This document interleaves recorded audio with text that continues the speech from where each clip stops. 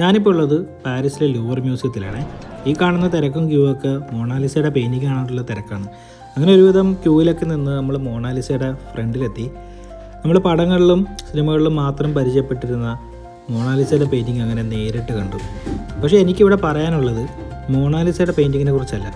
മൊണാലിസയുടെ പെയിൻറ്റിങ്ങിൻ്റെ നേരെ ഓപ്പോസിറ്റുള്ള മറ്റൊരു ഭീമാകാരമായ ഒരു പെയിൻറ്റിങ്ങിനെ കുറിച്ചാണ്. ഇതാണ് ആ കാണുന്ന പെയിൻറ്റിങ്. ലൂവർ മ്യൂസിയത്തിലെ തന്നെ ഏറ്റവും വലിയ പെയിൻറ്റിങ്ങാണ് ഈ കാണുന്നത്.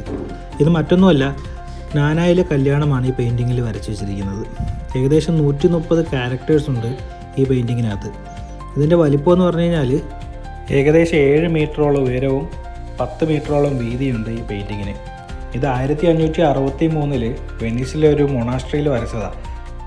പിന്നീട് 1797 നെപ്പോളിയൻ്റെ ആർമി ഇത് ലൂട്ട് ചെയ്തുകൊണ്ട് പാരീസിലേക്ക് കൊണ്ടുവരികയും ലൂവർ മ്യൂസിയത്തിൽ ഇത് വെക്കുകയും ചെയ്തിരുന്നു.